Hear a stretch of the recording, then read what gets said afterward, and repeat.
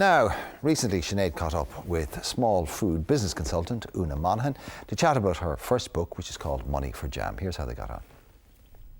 Now, if you are a whiz in the kitchen at home and you're thinking of transforming your hobby into a business, look no further than lovely Oonagh Monahan. Oonagh is a small food business consultant and she joins me now. Good morning to you, Oonagh. Good morning, Sinead. Oonagh, you've written a fabulous book called Money for Jam, which tells you absolutely everything you need to know about taking your hobby or something you make that your friends love and transforming it into a business. Because especially when it comes to food, and a lot of your tips I know will apply to lots of SMEs, but when it comes to food there are a lot of details and regulations that you must be aware of. So say there's somebody watching right now and they make fantastic cookies, okay, and all of their friends want to buy them at Christmas and they're thinking, God, I'd love to transition into a business. What are the first things you should do?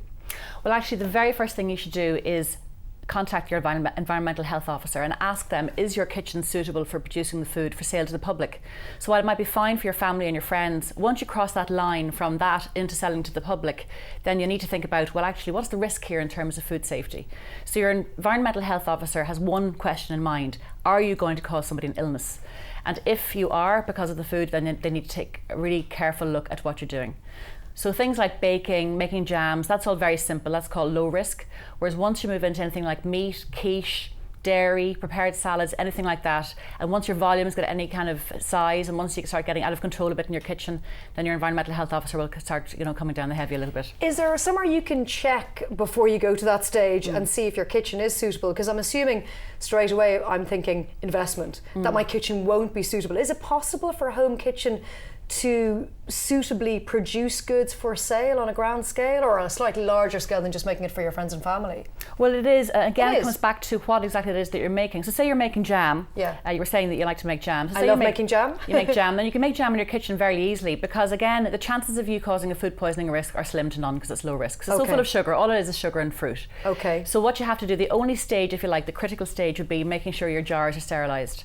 So you would sterilise your jars in the oven rather than the dishwasher. Again, for home you might use a dishwasher, but there's a risk of having some little bit of dampness left behind. There could be some mould growing in the long term. So it needs to be in the oven? Better to be in the oven because it's dry heat. Dry heat is cleaner, it's more sterile. Okay, and then when we go to higher risk products, say there's a great chapter in here about how to make sausages, yep, which I loved and found very interesting. Great tips, even if actually you're just interested in cooking and making things, I thought it was really useful. But say when it comes to meat produce, you were saying that's a lot higher risk, so you need to be mindful of, higher levels of hygiene around meat. Yeah, to be honest with you, doing anything with meat in the kitchen at home is really difficult. I had a client very recently who was hoping to make quiche and little pies and that type of thing, and when the environmental health officer came in to have a look, she didn't even hardly cross the door, to tell you the truth. Because if you're cooking something, you need to be able to get it cold really quickly. They call it the cook-chill step, and your own fridge at home isn't going to do it. You need to have a dedicated fridge, and nobody has two fridges.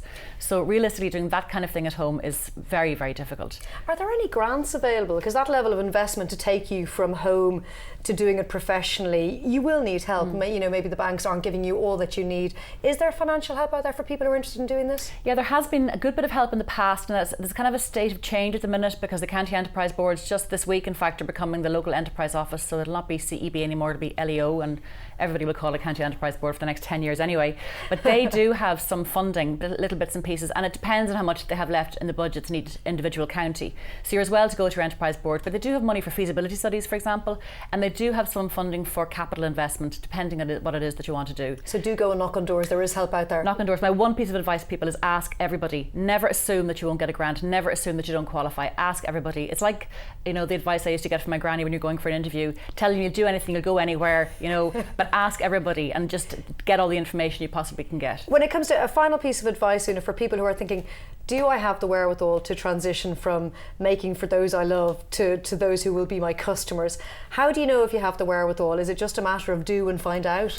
It is, and the biggest problem I have that I see in people is not that they haven't got the skill, or they isn't even maybe a market. Maybe there is a market. It's all about confidence. It's all about that, and people really are afraid of crossing that threshold, sticking their heads above the parapet and doing something in case it goes wrong. And they're so personally invested in what they're doing, like it's their lemon meringue pie, it's their jam, it's their whatever it happens to be, and they just don't want that rejection. There's a fear of rejection. But have faith in your product, I guess, is the message. If your friends and family love it, that means on a wider circle people are going to love it too. Well, if people are already asking you to make for parties and family events and that type of thing, it's because their stuff is good.